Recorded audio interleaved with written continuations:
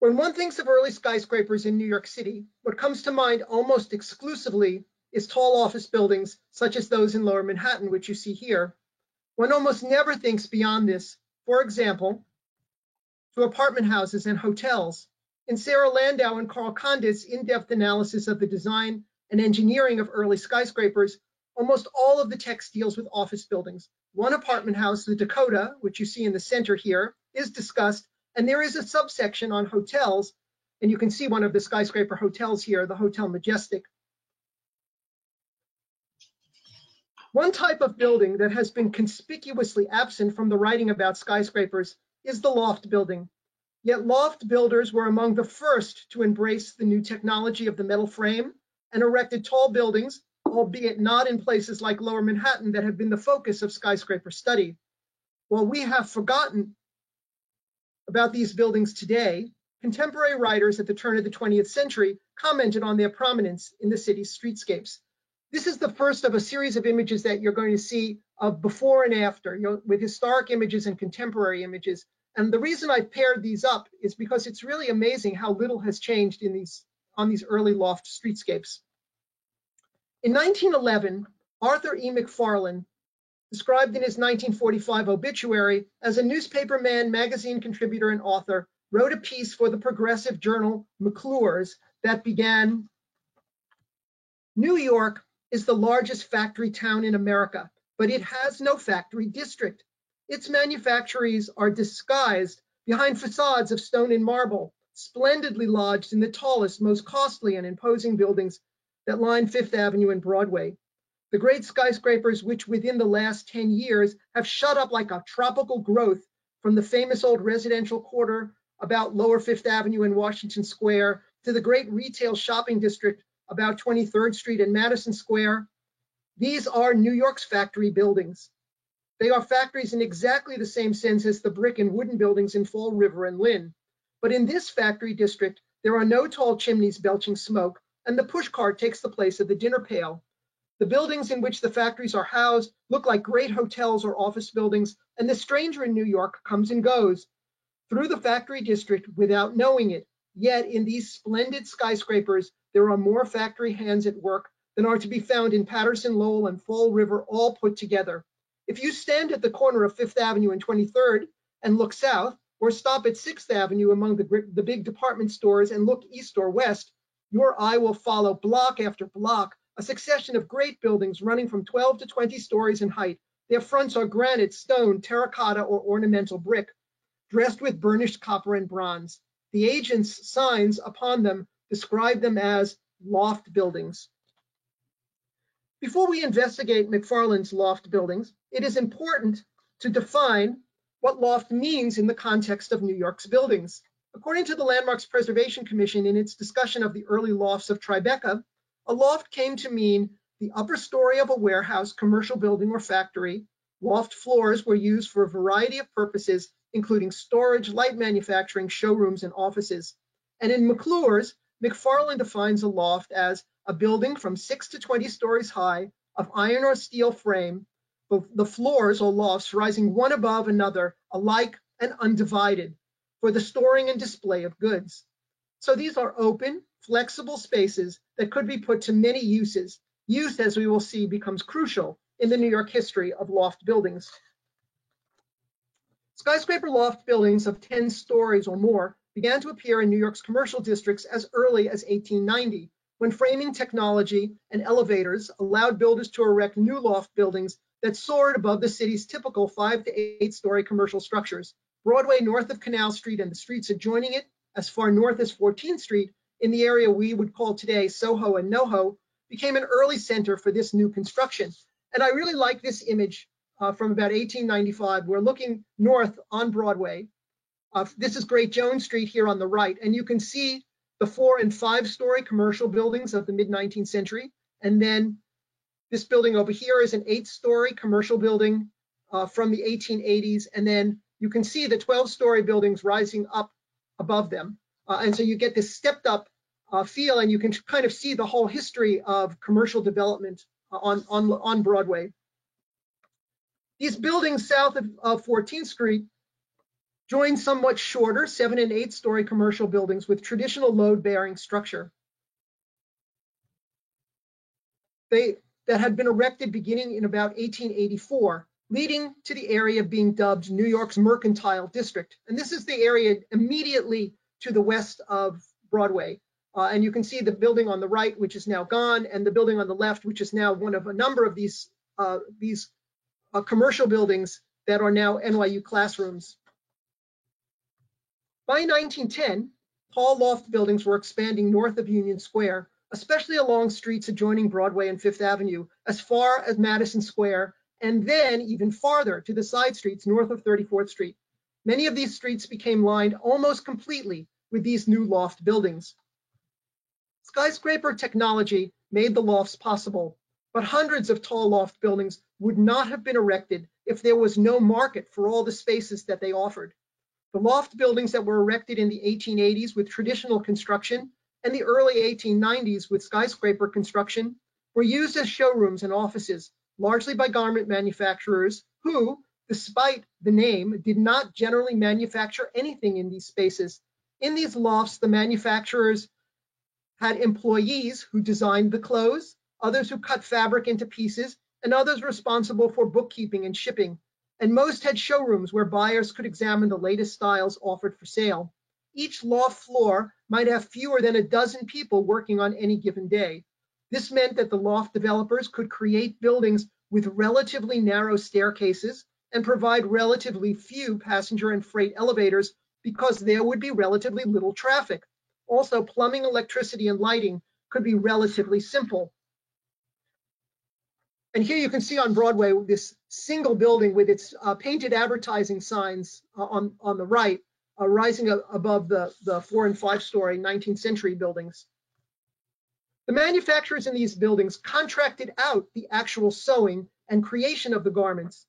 This work was largely undertaken in sweatshops, either in tenement apartments, as you see on the left, or in small and largely unregulated factories on the Lower East Side. According to the factory inspector of the state of New York, writing in 1892, there are about 350 wholesale clothing manufacturers or jobbers, that is, firms which cut up cloth for manufacture in the city of New York alone. And of these, not more than 5 do not have their work done in tenements and sweatshops. This system began to change in the 1890s. In 1892, New York State passed a law that stated that only family members could work in tenement factories, but this law was widely ignored. In 1899, a new law required that factories and tenements be licensed and held the owners of a building liable if there was an unlicensed factory in the building. This ultimately forced much manufacturing into factories. But where were people going to find factories in which to undertake their manufacturing? There were few actual factory buildings available, especially for firms that only needed a limited amount of space. And so the people who actually did manufacture clothing, either as contractors or what became known as in-house firms. In the late 1890s, there's a growing movement of firms that did everything. They designed, cut, manufactured, and marketed clothing. They all looked to the lofts. These spaces were perfect. They were completely flexible, so a firm could rent part of a floor or an entire floor or multiple floors, depending on need. The new lofts were fitted for electricity, which meant that more efficient electric sewing machines could be installed instead of the foot-powered machines used in sweatshops. And you can see how these machines ran. There's a generator here at the end of a table, and there are belts that extend under the table and that ran the individual sewing machines. Often these factories had wooden floors, and oil from the generators frequently seeped into the floors. So there is a problem with these electric generators. In addition, these spaces could be packed with workers and still meet the New York State code that required 250 cubic feet of air for each worker. This was possible because the lofts had high ceilings, often up to 12 feet high, with lots of measurable airspace above. Also, the new lofts were built of fireproof construction, which meant that factory owners had to pay less for insurance.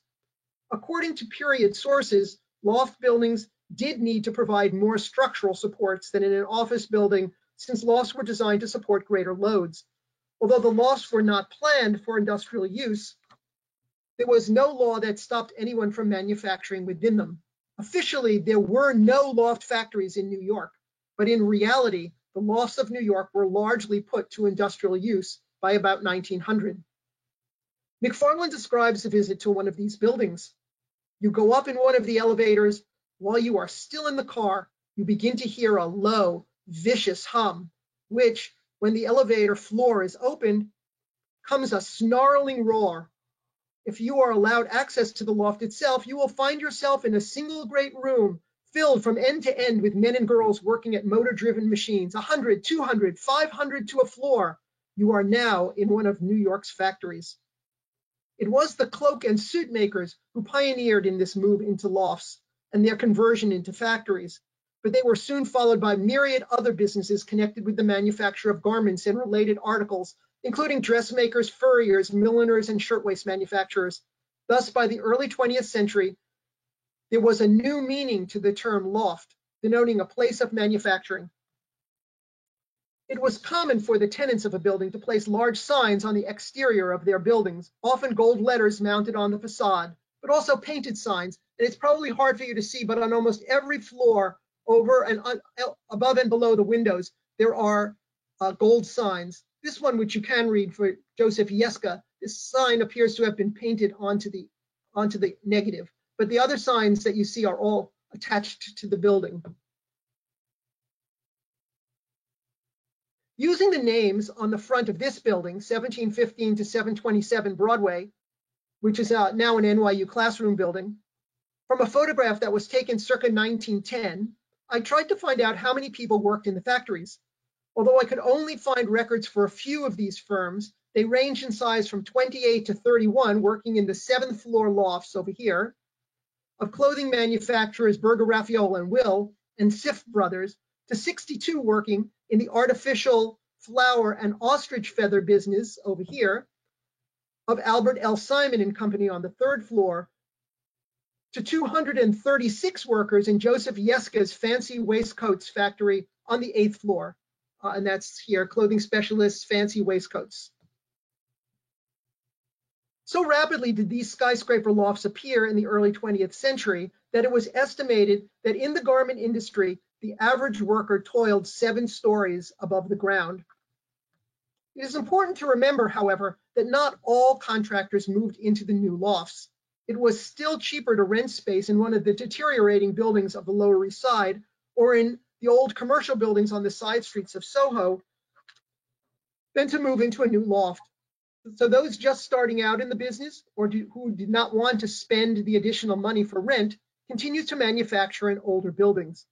So it is clear that the skyscraper loft buildings were erected beginning in the 1890s, initially for showroom and related purposes, but ultimately for factories. But it is also clear that by the early years of the 20th century, the builders knew that their buildings would house more factories than showrooms because that was who wanted to lease the space. The early skyscraper loft builders were a diverse group of people, indeed far more diverse than those who built the lofts in the 7th Avenue garment district in the 1920s. The latter group was almost entirely Eastern European Jews. But the initial skyscraper loft builders appear to have been a mix of landowners from old New York families, such as the Havemeyers. And here you see a building that was designed that was built by Horace O. Havemeyer. The Havemeyer fortune was from sugar, Domino sugar, and they invested in New York real estate. And as you probably know, they also invested in purchasing art, which was then given to the Metropolitan Museum of Art. There were also professional speculative builders, such as Jeremiah Lyon, the son of Irish immigrants who built the building in the center here, and German Jews, such as Joseph Buttenwieser and Rudolf Guggenheimer. It was German Jews who had established the ready-to-wear garment industry in the first place and still dominated the garment trade at this time, but they would soon leave the industry as Eastern European Jews came to predominate in most aspects of the business. Make no mistake, these loft buildings were entirely speculative ventures. As such, the builders sought to maximize their profit by utilizing every inch of rentable space. Survey, the Journal of the Charitable and Philanthropic World, noted in 1916 that the speculative builder found his opportunity realized in the combination of the demands for quarters by the rapidly growing clothing industry and the chance to meet it by supplying the multi-storied loft buildings then made possible. The buildings generally occupy 100% of their lots, sometimes with a small courtyard in the middle if they're a wider building. And they generally stretch through the block so that there are front and rear facades. This was especially important on Broadway, a prestigious commercial strip, but one with streetcar tracks and busy traffic conditions that made deliveries difficult. South of 14th Street, these buildings generally had their service entrances on Crosby Street, Shinbone Alley, or Mercer Street. And here you can see in this Landbook map, these are all loft buildings, every one of them. And they stretch right through the block from Broadway here in the middle to Crosby Street or to Mercer Street. And some of them just go straight through, and some of them have small air shafts in them. The typical loft from this period was 11 to 12 stories tall, because above 12 stories, the city banned wood floors, and there were other restrictions. Some builders, however, did choose to build taller. Some of the buildings occupy large lots, but others rise on single 25-foot wide lots. Although by 1908, one commentator noted that buildings on a single lot were not so profitable on account of the larger relative proportion of floor space taken by elevators and stair enclosures. And here you can see another one of these comparisons, but that almost nothing has changed in well over 100 years here on Lower Broadway, just to the east of NYU. Many of the largest plots were subdivided into 2 or more buildings so that floors of reasonable size could be rented. Here's a good example of that. This was built so that it's actually 2 buildings with 2 separate entrances here, but somebody could rent an entire floor across the 2 buildings, or you could rent half a floor in one of the 2 buildings. This is an old tradition that goes back to the lofts of the 1850s in Tribeca, where there are 2 separate entrances and they could be subdivided or used in their entirety. This building was built by Jeremiah Lyons, whom I mentioned before, and it's on a 64-foot wide plot. And each of these 2 halves has its own lobby and its own elevators. A few of the new lofts were designed by well-educated architects who also received prestigious commissions for other types of buildings. This includes Brunner and Tryon, whose building you see here on the far right, a firm favored by the city's German Jewish elite for their public commissions, such as Congregation Shereth Israel and Barnard Hall at Barnard and Lewison Hall at Columbia, and also here for this commercial building that was built by Joseph Buttenweiser. And George B. Post, who designed the central building in this image, architect of City College, the Stock Exchange building, and many early skyscraper office buildings. But most lofts were designed by architects who specialized in this type of commercial building. They generally were less well educated. In the early years of skyscraper construction, Robert Meineke, Buckman and Diesler, later Buckman and Fox, and Cleaverton and Putzel were especially active, and you can see examples of their buildings here. Almost none of these lofts are what one would call architectural masterpieces. They are vernacular structures, some rather austere, but many with facades emblazoned with architectural ornament. Lions' heads, cartouches, swags, garlands, and heads adorn many facades. Much of this ornament is made in molds from terracotta, so it was not exceptionally expensive.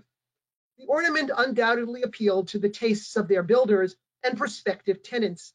In addition, builders spent money on creating small but well-decorated lobbies with marble walls, tile floors, and metalwork. These were designed to impress prospective tenants and their customers. The Real Estate Record and Builder's Guide, the weekly journal of the real estate industry in New York, praised the lofts, stating, for example, in 1904 that a lofty building of the modern style is dignified, substantial, and fireproof. It contains every facility to make the working day as comfortable as possible. But not everyone was enamored by these new loft buildings. The critics for more elite architectural journals were not so positive.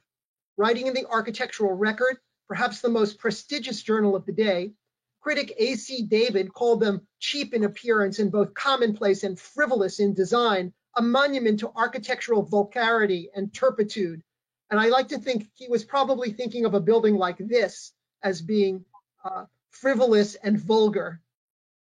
Built on a 25-foot wide corner lot and just cluttered with ornament, especially near the top. There are a few early skyscraper lofts that rose above the cheap and vulgar descriptor given to them by David. My personal favorite is Robert Cohn's 12-story Spiro building on West 21st Street, just to the west of Fifth Avenue. Designed in 1907, Cohn was not your typical loft designer, but a well-trained architect responsible for many prominent buildings, including the Ethical Culture Society's meeting house on Central Park West. I suspect he got this commission because he must have had some sort of relationship with Mr. Spiro.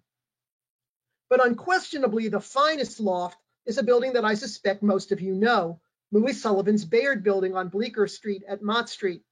While Sullivan is famous for his early office skyscrapers, New York's only Sullivan building was built as a loft, albeit one with the extraordinary ornamental detail that typifies Sullivan's masterpieces. The Bayard building has modest elevators leading to open floors that could easily be subdivided, as indeed suggested in the original building prospectus. And the prospectus has floor plans, and they show a plan with an open floor, then they show a plan where that floor is divided into two, and then on the left you can see that floor divided into four, and on the right you can see that floor divided for 7 different tenants. The tall loft buildings met the standards prescribed by New York City law, which was quite minimal. They were not planned for large populations on each floor, so the buildings generally have narrow stairs, narrow fire escapes, and no sprinklers. They were fireproof structures, but fireproofing was entirely about saving a building in case of fire and had nothing to do with saving lives. This became evident on March 25, 1911, when fire swept through the factory of the Triangle Waist Company, a leading manufacturer of women's shirtwaists, located in a 10-story loft building known as the Ash Building, erected in 1900 to 1901 on the corner of Washington Place and Green Street. According to McFarlane, the Ash Building was and is safer than most loft buildings, and the Triangle factory was safer than the average. Yet, the Ash Building hosted the worst industrial disaster in New York history, with the Triangle fire killing 146 workers. The building itself was fireproof, but the contents were highly flammable, with oil on the floor from the generators that powered the belts that ran the sewing machines. This oil soaked into the wooden floors, plus there was highly flammable cotton dust in the air, paper patterns hanging in windows, and fabric debris everywhere. The floors were wood and the windows did not have safety wire glass. And while sprinklers were certainly available at the time, and the insurance industry advocated for their installation in loft factories, there were none in this building. One exit door was apparently locked, but the remaining stair was too narrow to permit many to ascend, and the flimsy fire escape collapsed. Even if it had survived, it is estimated that it would have taken 3 hours to evacuate all of the workers, and they would have ended up in an enclosed courtyard filled with fire. The building was simply not designed for a disaster. As Fire Chief Edward Croker said, every architect and builder knows what ought to be done and how easily it can be done. It all comes down to dollars and cents against human lives. There is no fireproof building that can be made death-proof as well, and sprinklers were really the key here. But while the fireproofing did not save lives, it did save the building, and you can see the structure looks completely intact here in this image. And it's amazing to me that within about a year, the space on the burned out floors had been restored. And here you can see one of the burned out floors now rented as a clothing showroom. The Triangle fire did not stop the construction of industrial loft buildings, although it did result in new legal requirements for new construction and changes in earlier buildings. And it did force the city to officially recognize and regulate the factories in tall loft buildings. Lofts, much like those we have been discussing, continued to be built until 1916, when the new comprehensive zoning law regulated both where industrial buildings could be built and what form they would take. This resulted in the development of the 7th Avenue Garment District, which contains the largest concentration of skyscraper factories in the world. But that is the subject for another night. Thank you.